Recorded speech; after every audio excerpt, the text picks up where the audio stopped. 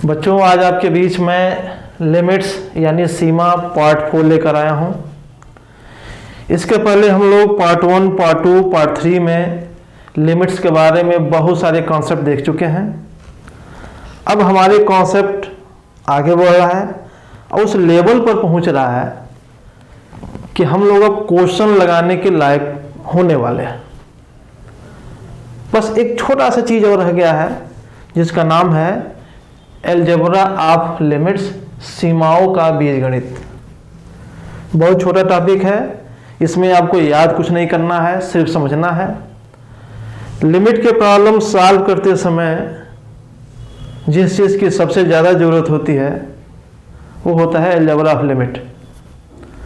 तो हम लोग इसे अवॉइड नहीं कर सकते हैं, हम इसको बड़े ध्यान से समझने की कोशिश करते हैं।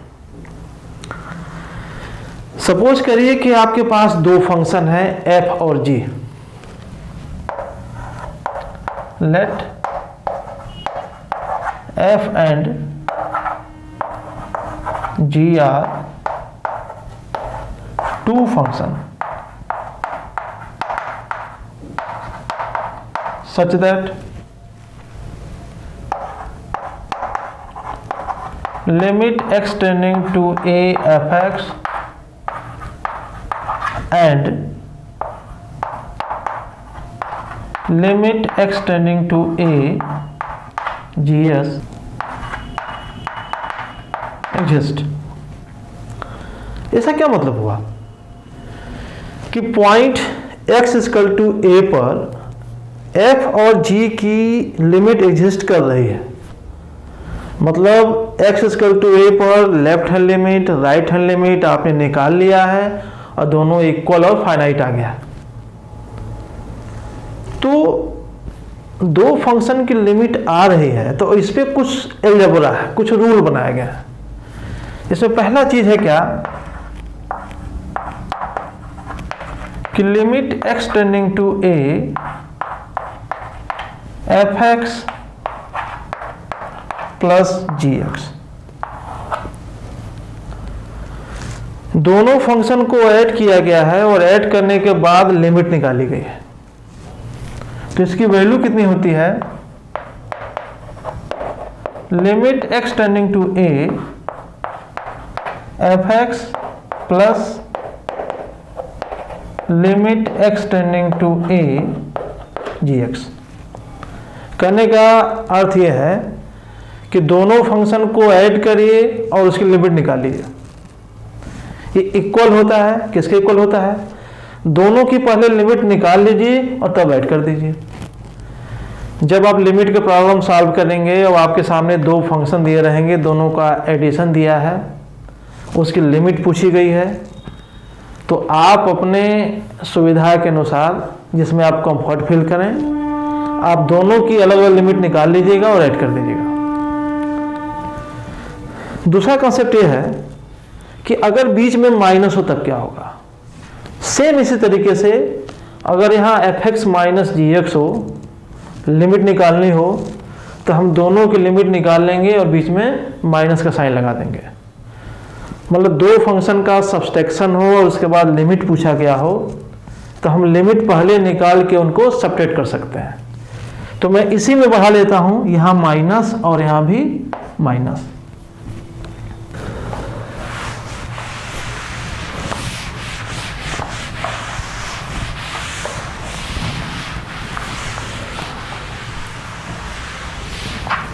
सेकंड देखिए,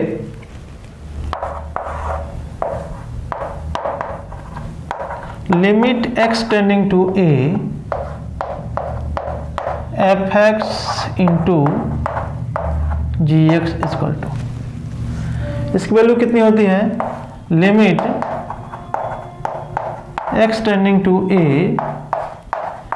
fx into limit x tending to a gx।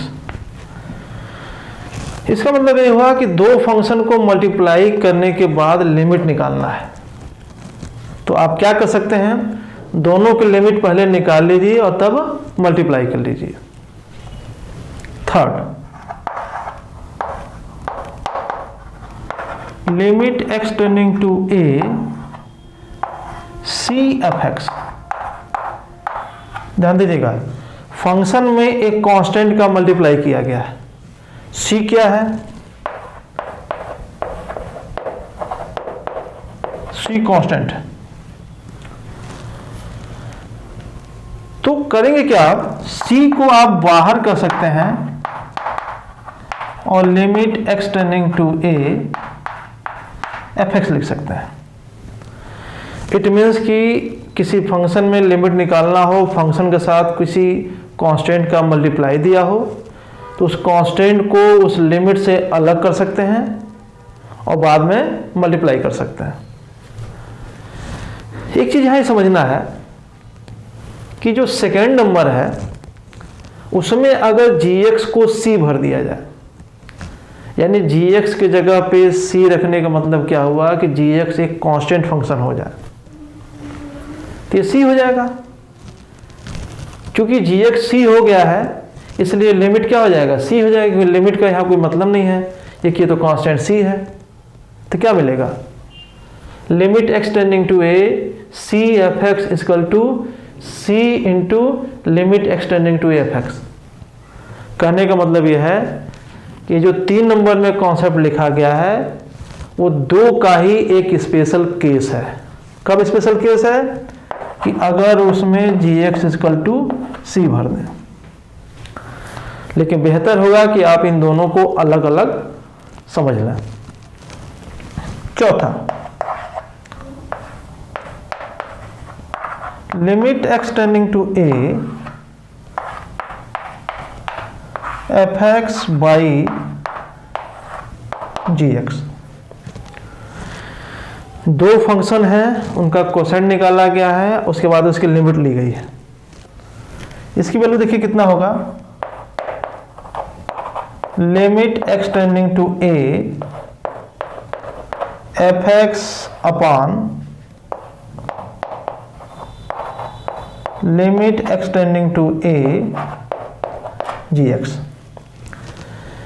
देखने में लग रहा है कि जैसे पहला किया वैसे दूसरा किया, कुछ उसी टाइप के तीसरा किया, कुछ उसी जैसे चौथा भी हो गया। एफ एक्स में जी एक्स से डिवाइड करना है, क्वेश्चन निकालना है और लिमिट लेना है। राइट क्या कर रहा है कि लिमिट पहले ले लीजिए तब डिवाइड करिए। बस एक प्रॉब्लम है, वो प्रॉब्लम ये है कि देखिए यहाँ तो फंक्शन का फंक्शन में डिवाइड किया गया है, यानी क्वेश्चन निकाला गया है, तब लिमिट लिया गया है। यहाँ लिमिट लेके तब डिवाइड किया जा रहा है, तो इस बात के पूरे चांसेस होते हैं कि ये दोनों लिमिट कहीं 0 आ जाए।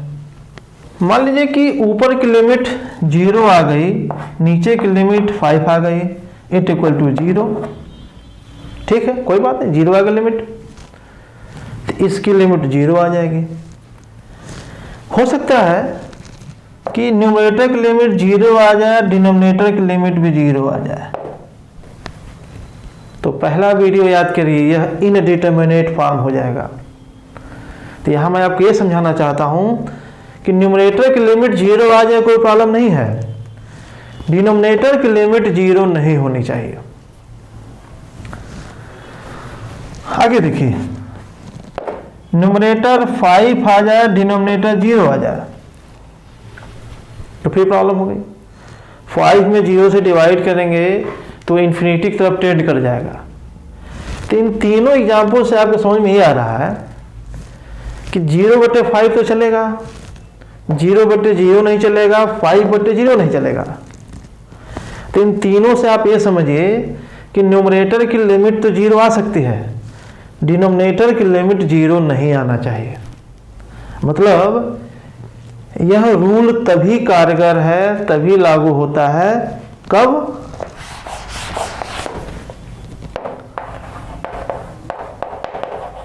प्रोवाइडेड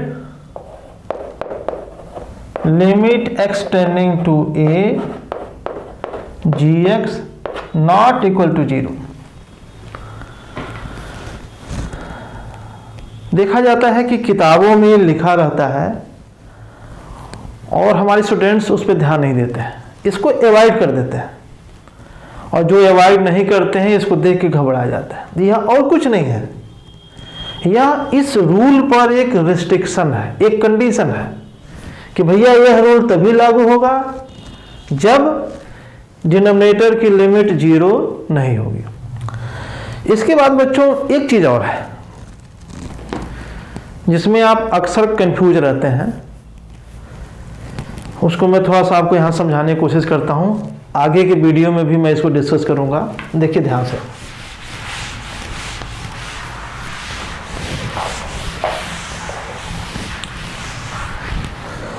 आपको मैंने ये समझाया है कि limit x tending to a f(x) की वैल्यू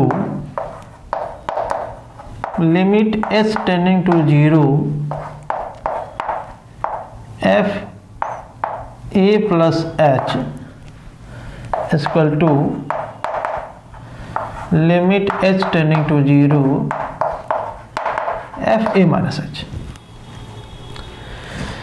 ये राइट हैंड लिमिट है, ये लेफ्ट हैंड लिमिट है। आपको समझाया गया है कि जब right limit left limit exist करे, इक्वल हो, तो हम कहते हैं कि फंक्शन की लिमिट एग्जिस्ट करेगा, और जो ये इक्वल वैल्यू है वही लिमिट कहलाता है। इसका सिंबल होता है limit x tending to a f(x). प्रश्न ये उठता है कि जब हम न्यूमेरिकल सॉल्व करेंगे तो क्या हम हर बार राइट लिमिट लेफ्ट लिमिट निकालेंगे, अब तब लिमिट निकालेंगे?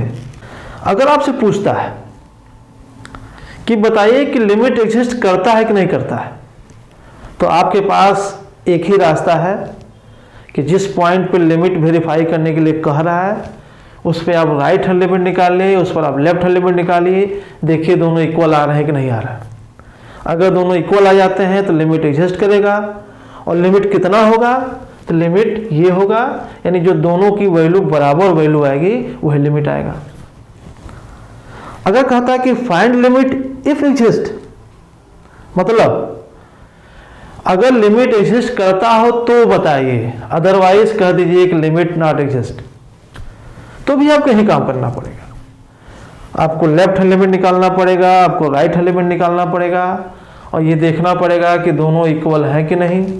अगर इक्वल नहीं है तो एक लाइन खाली लिख देना है कि लिमिट डज नॉट एग्जिस्ट। लेकिन अगर इक्वल आ गया तो क्या करना है, ये लिखना है कि limit exist and limit equal to, तो जो इन दोनों की इक्वल वैल्यू आएगी वही ये लिमिट की वैल्यू हो जाएगी। देखो यहां तक तो क्लियर है। मामला तब फंसता है जब खाली आपसे लिमिट पूछ दे कि फाइंड इट्स लिमिट। तो लिमिट पूछ देगा तो दो बातें हैं कि पता नहीं लिमिट है कि लिमिट नहीं है। पता चले कि लिमिट है ही नहीं है, हम लिमिट निकाले जा रहे हैं, लेकिन कह रहा है कि लिमिट है। तो अगर क्वेश्चन में कहीं इस चीज का इंडिकेशन मिल चुका है कि लिमिट है, आपको सिर्फ लिमिट निकालना है, तो ऐसे में राइट और लेफ्ट दोनों लिमिट निकालना मेरे समझ से बुद्धिमत्ता की बात नहीं है। ये कि आपने एक्स्ट्रा वर्क करके लेफ्ट हैंड लिमिट भी निकाल लिया, तो इसका सबसे बेटर वे ये है कि लेफ्ट हैंड लिमिट को आप छोड़ दीजिए। अब क्या करेंगे आप, राइट हैंड लिमिट निकालिए, आता है 10, तो लेफ्ट हैंड लिमिट कितना आएगा 10। क्यों? क्योंकि हमको इस चीज का इंडिकेशन मिल चुका है कि लिमिट एग्जिस्ट कर रही है, तो हमें लेफ्ट हैंड लिमिट निकालने की जरूरत नहीं है। और ऐसे कंडीशन में लिमिट की वैल्यू सीधे राइट हैंड लिमिट के बराबर हो जाएगी। बहुत ढेर सारे बच्चे हमसे ये क्वेश्चन पूछते हैं ऑफलाइन कक्षाओं में, स्कूलों में, कि सर किताबों में लिमिट तो खाली राइट हैंड लिमिट दिया रहता है, कहीं कहीं लेफ्ट हैंड लिमिट दिया रहता है, तो लेफ्ट राइट दोनों कब लेते हैं? तो मुझे उम्मीद है कि आप इस बात को समझ गए होंगे कि अगर लिमिट निकालने के लिए कहे और इस बात का गारंटी मिल जाए या इंडिकेशन मिल जाए कि लिमिट एग्जिस्ट कर रहा है, तो आपको लेफ्ट और राइट दोनों निकालने की जरूरत नहीं है, किसी एक लिमिट से ही काम आपका चल जाएगा। दूसरी बात, अगर लिमिट है कि नहीं इस पे डाउट हो गया, या क्वेश्चन ने कह दिया कि लिमिट एग्जिस्ट करता है कि नहीं इसको चेक करिए, या क्वेश्चन ये कह दिया कि फाइंड लिमिट इफ एग्जिस्ट, तो ऐसे कंडीशन में आपको लेफ्ट और राइट दोनों लिमिट निकालना पड़ेगा, दूसरा कोई रास्ता नहीं है। तो मुझे उम्मीद है कि आज का क्लास आपके समझ में आ गया होगा, आप इसको प्रिपेयर कर लीजिएगा। अब नेक्स्ट वीडियो में हम इसके आगे बढ़ेंगे और कुछ नई बातें आपको बताएंगे। Okay, thank you.